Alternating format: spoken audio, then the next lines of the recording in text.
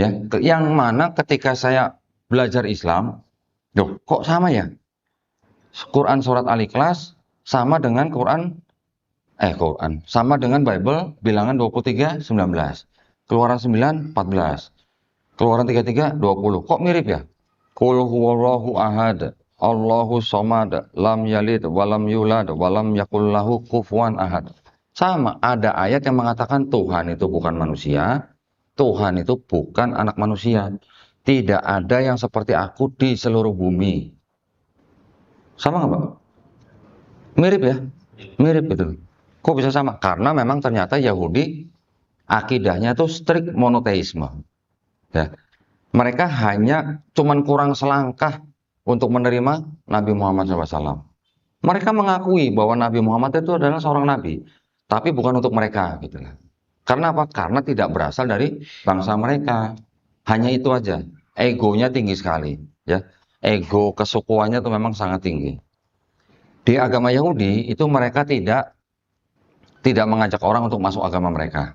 Itu agama eksklusif. Mereka merasa bangsa pilihan gitu loh. Yang lain itu disebut goyim.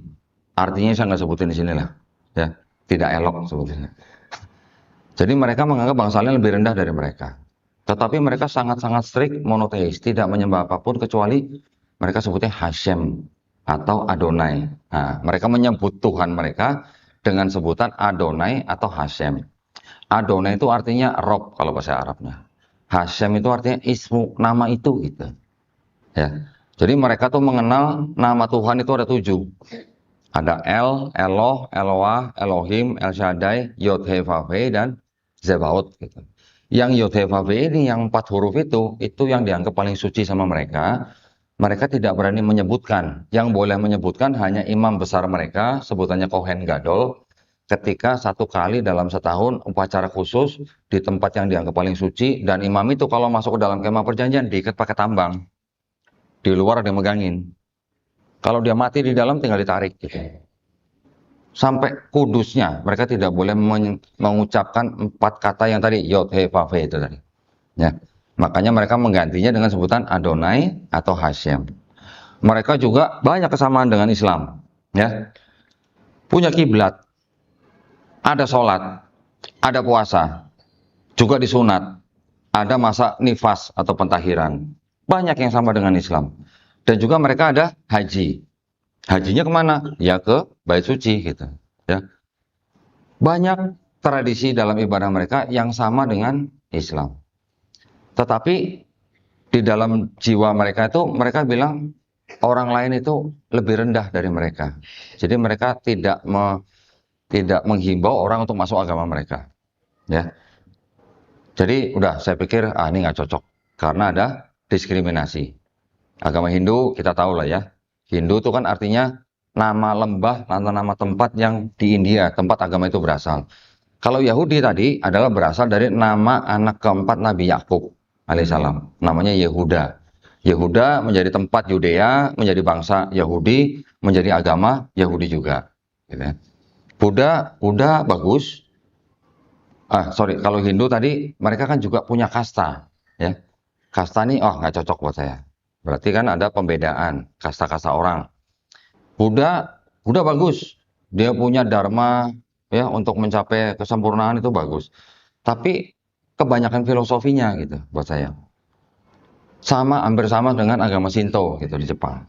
Konghucu ternyata tuh nama dewa, nama nabi daripada agama itu. Buddha ternyata gelar daripada Siddhartha Gautama.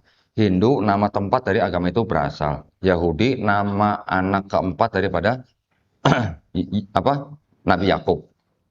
Kristen itu gelar daripada Yesus. Kristen itu berasal dari kata Kristus atau Kristos atau Kris, bahasa Arabnya Al-Masih. Ya, jadi Yesus Kristus itu sebenarnya sama dengan Isa Al-Masih. Cuman mungkin konsepnya yang berbeda. Ya. Konsepnya konsep apa? Konsep Mesias di dalam Ibrani itu tidak begitu sama dengan Al-Masih di dalam Islam. Kalau Mesias di dalam Yahudi itu adalah sebuah gelar untuk seseorang benar-benar manusia yang akan datang. Kapan? Nanti Kapan? Nggak tahu, nanti, pokoknya nanti gitu. Kalau negara Israel sudah berdiri.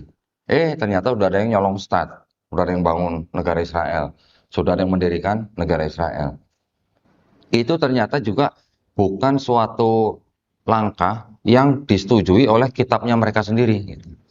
Masih ada orang-orang Yahudi yang memisahkan diri dari bangsa Israel, tidak mau tinggal di Israel. Mereka menyebut dirinya adalah orang-orang Yahudi kelompok ortodoks. Bahkan nanti ada yang disebut dengan ultra ortodoks. Nanti di bawahnya ada kelompok yang disebut dengan Natura Carte. Mereka memprotes dan mengecam tindakan pemerintah Israel.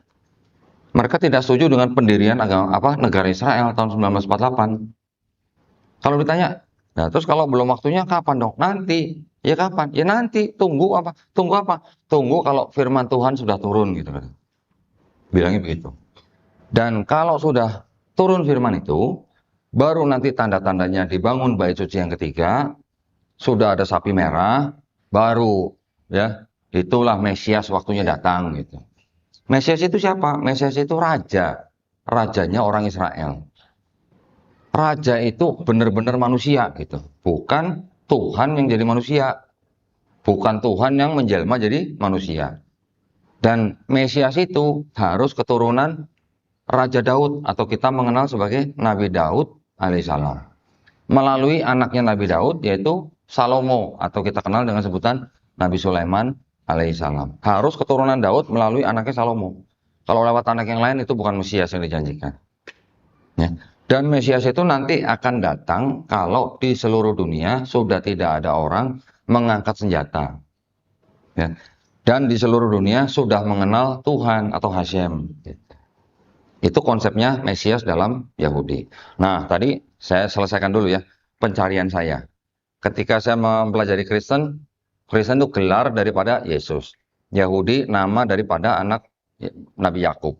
Hindu nama tempat. Buddha gelar daripada Siddhartha Gautama. Konghucu nama nabi. Tapi kan masih menyembah dewa-dewa. Ketika saya dengar Islam atau mendengar Islam, Islam bukan nama tempat, bukan gelar orang, bukan nama orang, bukan nama nabi, tapi apa? Artinya berserah diri. Kok aneh, yang lain nama orang, gelar orang, kok ini ada agama kok berserah diri. Loh, berserah diri kepada siapa? Kepada yang menciptakan langit, bumi, dan manusia. Ternyata sesimpel itu konsepnya Islam gitu. Saya dulu memang tidak punya kesan negatif terhadap agama Islam. Cuman ketika kita sudah mulai masuk ke zaman-zaman tahun 2000-an gitu kan, kita sudah mendengar Islam sering difitnah. Betul kan? Islam teroris, apalagi kejadian WTC 9/11 ya. Berarti 11 tanggal 9 ya. Bulan 9 ya. Difitnah bahwa Islam adalah agama teroris. Karena yang menabrakkan pesawat ke gedung WTC itu adalah orang-orang Islam, katanya teroris. Tapi ketika dibuat uji coba, yang menguji coba itu seorang pilot yang sangat senior di negara Arab Saudi dengan simulator, ya, di kota New York itu mereka mencoba menerbangkan pesawat dengan simulator dengan menabrakkan gedung WTC itu melewati gedung-gedung di kota New York. Percobaan keempat baru bisa berhasil, Pak. Percobaan keempat. Jadi ada apa? Wallahu alam. Tetapi dari kejadian itu ternyata banyak 20.000 sampai 30.000 orang masuk Islam di Amerika. Wallahu alam ya. Hikmah apa yang diturunkan Allah Subhanahu wa taala ketika suatu kejadian terjadi? Oke. Hindu kasta, Buddha filosofi, Konghucu masih ada dewanya. Ketika Islam disuruh berserah diri kepada Tuhan yang Maha Pencipta. Yang paling mengena di dalam hati saya ketika saya sedang memilih-milih itu, di dalam Islam saya membaca ada sebuah hadis ketika Nabi Muhammad SAW selesai haji wada, ya, haji yang terakhir beliau. Ketika itu beliau berkhutbah. Dikatakan seorang Arab tidak lebih baik daripada orang Ajam atau orang non-Arab. Orang non-Arab juga tidak lebih baik daripada orang Arab. Berarti orang non-Arab ini kan bisa siapa aja. Bisa orang Eropa, bisa orang Afrika, bisa orang Cina, bisa orang apa aja. Suku dan ras apa aja kan berarti kan. Dibandingkan dengan Arab. Orang Arab tidak lebih baik dari mereka, mereka tidak lebih baik daripada orang Arab. Yang lebih baik dari mereka apanya? Takwanya. Wah, itu yang sangat mengena gitu ya di hati saya. Berarti di dalam Islam tidak ada diskriminasi, tidak ada rasis. Lah, tapi kok banyak orang Islam ngincar orang Cina waktu kerusuhan? Nah, loh, kenapa tuh? Ternyata itu adalah hasil divide et impera-nya Belanda. Ya, dulu waktu Belanda menjajah Indonesia, orang Belanda membuat 3 kelas. Kelas pertama orang Eropa, kelas kedua orang Asia Timur jauh, kelas 3 Bumi Putra. Nah, pembagian kelas-kelas ini yang mengadu domba orang-orang yang ada di Indonesia, termasuk Cina, Arab, India, dengan Bumi Putra. Makanya ketika terjadi kerusuhan, masih ada sentimen negatif terhadap suku dan ras tertentu. Ya, itu yang hasil peninggalan dari Belanda. Ya, alhamdulillah memang itulah tugas kita bersama untuk menghilangkan efek-efek daripada penjajahan ya di Indonesia. Efeknya sampai ke situ. Bahkan ada orang tua kita ya dari kalangan Tionghoa sampai melarang anaknya masuk masjid. Kamu nggak boleh masuk masjid ya, apalagi sampai ketemu ustadz. Bahkan ada yang bilang begini, banyak yang bilang begini, kalian anak-anak nih mau beragama apa aja silahkan, yang penting jangan Islam. Sampai begitu. Nah, mudah-mudahan ya kedepannya tidak ada lagi yang berpikir seperti itu. Dan alhamdulillah ketika saya masuk Islam, saya sudah mengenal Islam dari situ. Saya mengucapkan 2 kalimat syahadat 25 Juli 2014. Kemudian tidak lama setelah itu saya bergabung dengan sebuah yayasan, yaitu Yayasan Pembina Mualaf At-Tauhid yang berpusat di Jalan Mayangkara nomor 21 Surabaya, ya di Ketintang Gayungan. Saya senang dengan mengikuti yayasan ini, kenapa? Karena selain yayasan ini membina para mualaf, tapi juga yayasan ini ternyata mengikuti jalur perang pemikiran. Jalur perang pemikiran ini berarti mengajak orang selain Islam berdebat. Gitu. Kok berdebat? Dan memang itu kita memang bertujuan untuk mengedukasi, gitu ya. Mengedukasi dengan cara berdebat dengan kalangan agama lain. Gitu. Agama lain yang kita maksud ya, yaitu agama Kristen. Kenapa agama Kristen? Karena agama Kristen itu memang agama yang bisa disebut sebagai agama misi, agama yang mengajak orang lain masuk agama mereka, gitu. Ya, kalau Islam agama misi bukan, Pak? Hah? Kok pada diam semua ya? Islam agama misi bukan, Pak? Hah? Rahmatan lil alamin. Tapi mengajak orang lain masuk Islam nggak, Pak? Tidak memaksa. Ya, tidak memaksa, tetapi mengajak. Berarti agama misi dong, Pak. Agama misi ya, Islam juga agama misi. Tapi kita harus tahu aturan. Yang namanya pensiaran agama di sebuah negara itu ada aturannya. Kita seperti Bapak tadi Pak Ustadz bilang, tidak ada paksaan dalam Islam ya, ada la ikraha fiddin. Di dalam Islam juga ada lakum dinukum waliyadin. Tetapi kita juga boleh mengajak orang yang belum berislam untuk masuk Islam. Tapi kalau kepada orang yang sudah beragama, apapun agamanya, kita tidak boleh mengajak mereka masuk agama Islam. Kecuali kalau dia ngajak saya debat gitu, baru saya berani ajak masuk Islam gitu, Pak. Ya. Ada aturan pemerintahnya, yaitu namanya keputusan bersama 2 menteri. Menteri Agama dan Menteri Dalam Negeri tahun 79 ya, nomor 1 tahun 79 di dalam bab 3 pasal 4 disebutkan dilarang mensiarkan agama kepada orang atau kelompok orang yang sudah beragama.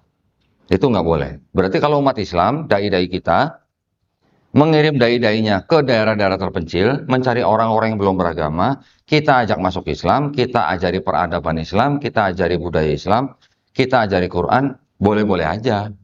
Itu boleh, Pak. Ya, Pak ya. Dai-dai kita dari Dewan Dakwah itu memang ditugaskan ke daerah-daerah terpencil. Mereka juga pernah cerita sama saya, oh kita kalau di daerah-daerah terpencil ya Pak ya, mereka ketemu misionaris ya udah, tinggal tarik garis saja tengah. Udah kamu sebelah sono, saya sebelah sini. Jangan masuk sini, saya juga nggak akan masuk sana gitu. Dai-dai kita juga begitu Pak. Ya, jadi punya wilayah kerja masing-masing. Itu kalau di daerah terpencil, mereka orang Kristen juga boleh mengajak orang yang belum beragama untuk masuk agama Kristen. Karena dua-duanya kita memang agama misi.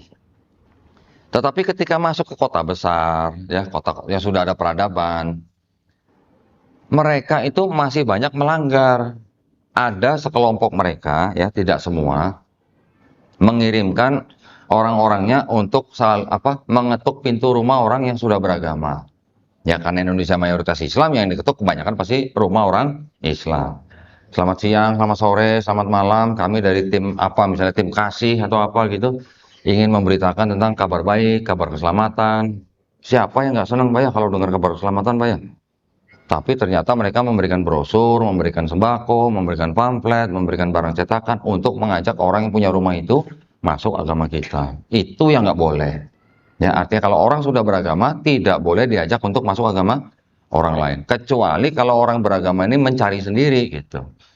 Nah, kalau yang sering saya hadapi hampir tiap hari, orang yang sudah beragama datang ke tempat saya, pengen lihat Bible saya, buka-buka, baca-baca, foto-foto, habis itu ada yang nangis, ada yang macam-macam, sampai akhirnya mereka bersahadat. Kan bukan saya yang ngajakin dia masuk Islam. Dia sendiri yang membuktikan dalam kitab-kitab dia sendiri gitu. Nah, saya nggak bilang, ayo masuk Islam. Enggak, yang saya tunjukin pertama kali itu kepada mereka adalah kitabnya mereka dulu gitu. Di dalam kitab mereka ada kebenaran apa, ada kesalahan apa, ada kontradiksi apa, dan ada ayat-ayat yang tidak asli apa. Saya tidak bilang bahwa kitabnya mereka semuanya salah, enggak. Masih ada kebenaran di dalamnya, masih ada sisa-sisa firman Tuhan. Ya, nanti saya bisa bacakan. Nah, yang saya maksud tuh begini. Kenapa kok kita ngurusin agama orang lain gitu? Ngapain kok Doni bahas-bahas agama orang lain? Biarin aja agama mereka, agama kita, agama kita. Katanya lakum dinukum waliyadin. Kan begitu, Pak? Azan ya? Iya. Nah, baik. Kalau gitu, kita azan dulu. Setelah itu sholat isya, baru kita lanjut ya. Ya, ingat ya. Ngapain kita ngomongin agama orang lain gitu ya. Itu terakhir ya. Baik, bismillah. Sampai di mana tadi? Ngapain ngomongin agama orang gitu ya? Ah, iya. Ngapain juga Pak ngomongin agama orang, Pak? Nah, kenapa kok kita ngomongin agama orang, khususnya Kristen ya? Tadi tadi saya sudah mengatakan bahwa agama Kristen memang agama misi yang masih sampai sekarang melakukan upaya-upaya pendangkalan akidah atau pemurtatan. Di daerah sini Pak, dengar ada kasus-kasus pemurtatan, ada nggak Pak? Daerah sini? Ada Pak? Belum ada? Alhamdulillah, berarti saya bisa cepat pulang Pak ya. Di daerah lain mungkin banyak Pak ya. Nah sekarang saya akan tunjukkan nih Pak.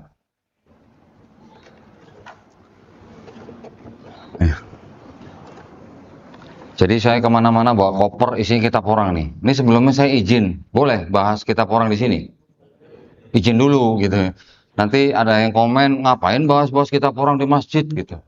Nggak apa-apa ya, nggak apa-apa. Ini kita belajar, kita tahu. Yang penting cuma kita asal tahu aja dulu ya. Apa dan tujuan mereka membuat kitab-kitab seperti yang mau saya tunjukkan ini ya.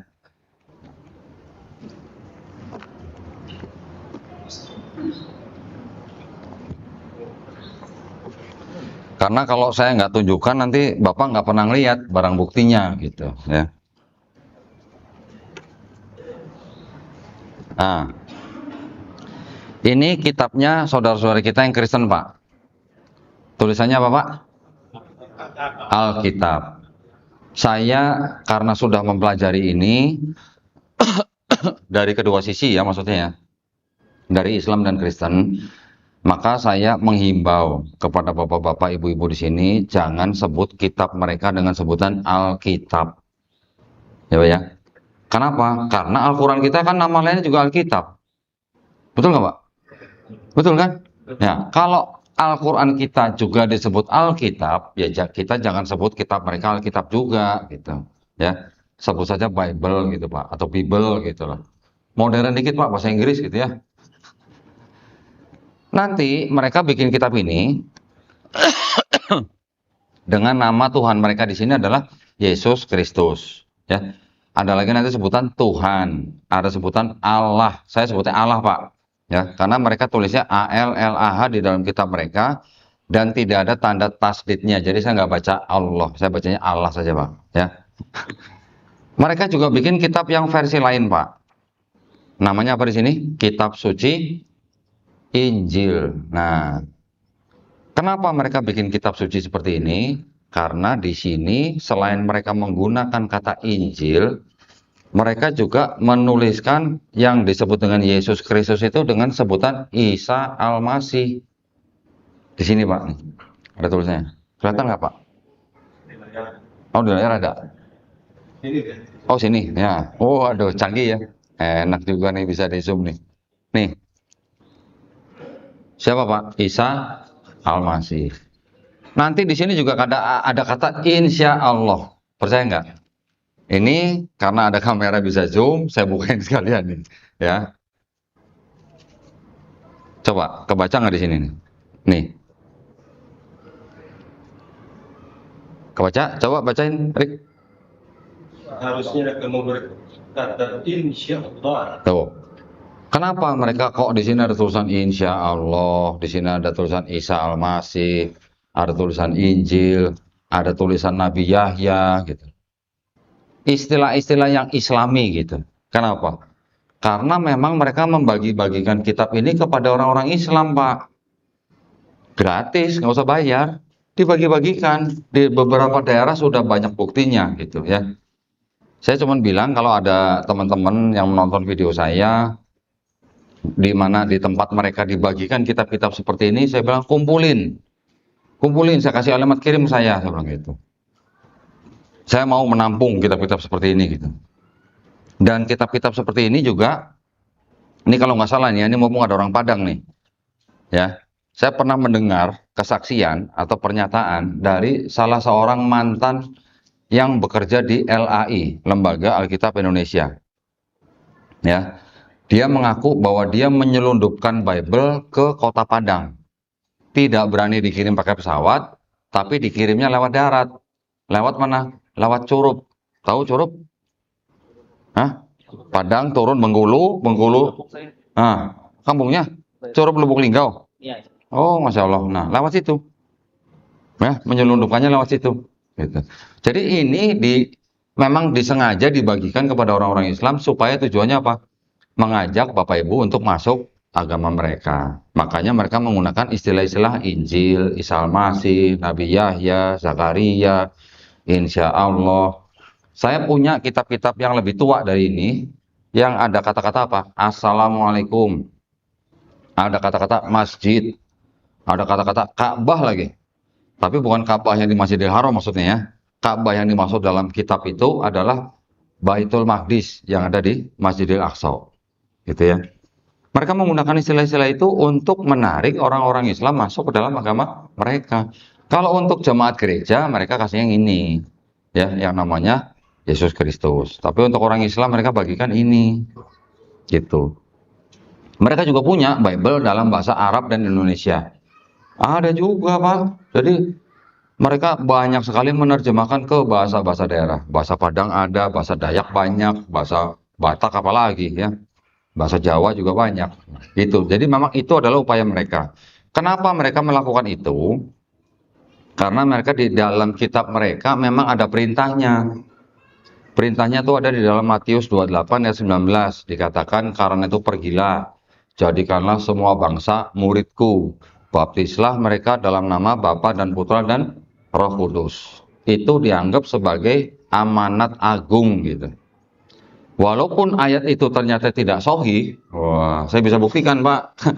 Saya bisa buktikan bahwa ayat itu tidak sahih. Dari mana? Dari kalangan mereka sendiri, dari Bible-Bible mereka sendiri, yang mengatakan bahwa ayat itu adalah sisipan gereja Romawi di abad kedua. Ya, juga saya bisa buktikan bahwa kalau memang itu ayat yang dianggap sebagai perkataan Yesus, ternyata murid-muridnya Yesus yang di sini diceritakan di seluruh perjanjian baru ya, itu tidak ada yang membaptis orang dalam nama Bapa dan Putra dan Roh Kudus. Murid-murid Yesus yang di sini.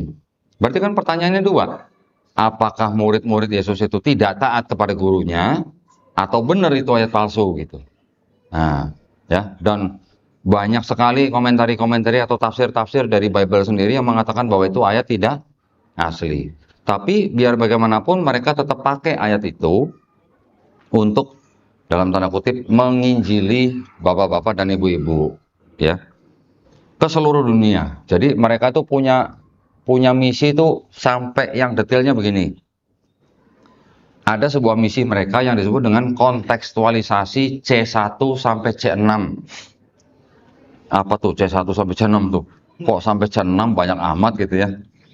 C1 itu mereka membuka gereja di sebuah tempat yang remote area itu atau tempat terpencil, dan mereka masih menggunakan bahasa asal gitu, ya.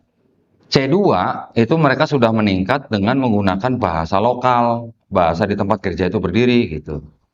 C3 selain menggunakan bahasa lokal, mereka juga sudah mulai menerima budaya lokal. C4, mereka sudah menggunakan bahasa lokal, menerima budaya lokal, juga menerima tradisi dan budaya Islam. C5, mereka sudah berpakaian, berpenampilan seperti orang Islam. Sudah pakai gamis, sudah pakai kupluk, sudah memelihara jenggot. Kadang-kadang juga ada yang nggak makan babi gitu. Nama-nama gerejanya juga nama-nama gereja yang Islami gitu. Tapi ketika ada orang Islam masuk gereja itu, yang dibukain tetap kitab mereka. Itu C5, udah mulai tinggi gitu. C6 yang paling tinggi itu nggak kelihatan dia orang Kristen atau orang Islam, malah orang ngelihat dia orang Islam. KTP-nya udah Islam, keluarganya juga sholat, tapi pekerjaannya pekerjaan yang nyaman gitu lah. Ada yang dosen, ada yang di pemerintahan, ada yang di rumah sakit, ada yang di sekolahan. Tapi dia memang sengaja untuk mencari informasi atau bisa juga mencetak misionaris yang lain gitu. Jadi misionaris-misionaris itu mereka sudah belajar bagaimana dia diterima di sebuah komunitas. Ya. Pernah dengar di Indonesia dulu ada yang ketahuan, pernah dengar Snoop Hurguronya? Tahu ya? Nama Islamnya siapa, Pak? Abdul Ghafur gitu. Dia ke Arab Saudi, bahkan sudah naik haji, belajar bahasa Arab, belajar Quran, masuk ke Aceh ngajarin Quran, ngajarin bahasa Arab. Orang taunya dia ustadz. Tapi setelah dia masuk ke Aceh, informasi-informasi itu banyak yang sampai ke Belanda, baru Aceh bisa ditaklukkan oleh Belanda. Seperti itu, Pak. Sampai bisa digunakan dalam hal politik ataupun mata-mata perang gitu, ya. Jadi itulah misi mereka. Jadi mereka itu disuruh atau diajari untuk mengajak orang di luar agama mereka masuk ke dalam agama mereka. Dikasih tips, Pak, kalau mau jadi misionaris itu apa katanya? Cerdiklah seperti ular, tapi tulus seperti merpati. Nah, kayak begitu. Gimana? Kalau tulus seperti merpati kan mudah diterima gitu ya. Saya dulu pernah ngobrol sama seorang mantan misionaris. Ketika dia ke sebuah daerah yang belum ada Kristennya, dia akan mencari orang-orang untuk dijadikan misionaris.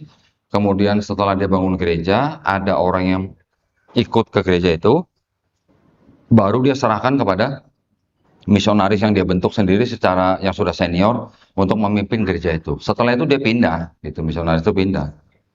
Misionaris bukan evangelis, Pak ya. Misionaris bukan evangelis. Kalau evangelis dia mewakili gereja, Pak, sebuah gereja. Misalnya ada bencana alam di mana dia turun beserta orang-orang gereja, dia memberi bantuan makan, minum, pakaian dan sebagainya. Setelah itu ada penghiburan dan sebagainya, sampai akhirnya kalau bisa mereka membawa orang-orang korban itu masuk Kristen. Tapi kalau misionaris enggak, mereka ke gunung-gunung, ke daerah-daerah terpencil, dan pasti akan diterima sama orang-orang di tempat mereka datangi gitu. Misionaris itu bilang saya begitu, pasti saya diterima. Karena ilmu komunikasi yang mereka sudah pelajari, gitu ya. Dan mereka kalau nyari orang Islam untuk dijadikan misionaris lagi, itu bukan nyari orang Islam yang mabok-mabokan, bukan nyari orang Islam yang malas sholat, gitu. Yang mereka cari orang-orang Islam yang taat beribadah. Jadi caranya gimana? Ketika mereka di warung misalnya, ngelihat ada orang Islam misalnya, lagi makan atau apa, dia nanti akan memperhatikan ketika bunyi azan itu orang langsung sholat nggak gitu. Ketika bunyi azan orang itu langsung sholat, nah ini orang rajin nih. Nanti mereka diikutin lagi. Begitu, Pak. Cara-cara mereka memang begitu ya. Tapi kita sekarang ada ilmu yang namanya ilmu kristologi yang akan saya sampaikan di sini ya. Ilmu ini adalah ilmu yang memang mempelajari kitab mereka. Ilmu yang mempelajari tentang akidah mereka. Ya. Ilmu yang mempelajari tentang sejarah terbentuknya agama mereka. Tujuannya apa? Tidak lain, tidak bukan supaya bapak-bapak dan ibu ini terlindungi iman dan akidah Islamnya dari upaya-upaya pemurtadan. Ya, bapak ibu di sini di masjid dengerin, nanti kan bisa cerita ke saudara, teman, saudara keluarga inti dan sebagainya. Ya, Sekarang yang akan saya beritahukan di sini adalah, ini karena waktunya sudah 1 jam, jadi saya nggak usah lama-lama nih ya. Ini kitabnya orang Kristen. Di dalam kitabnya orang Kristen ini ada terbagi menjadi 2 bagian utama. Di sini ada yang indeks warna hitam, ada indeks warna merah. Ya. Yang indeks warna hitam ini disebut perjanjian lama. Yang warna merah ini disebut perjanjian baru. Apa itu kok ada perjanjian-perjanjian? Perjanjian antara siapa dan siapa gitu. Ya. Ini perjanjian baru. Tuh. Kalau yang tebal ini perjanjian lama. Perjanjian lama. Jadi yang disebut dengan kitab-kitab perjanjian lama ini sebenarnya ini bukan punyanya orang Kristen. Sebenarnya ini punyanya orang Yahudi.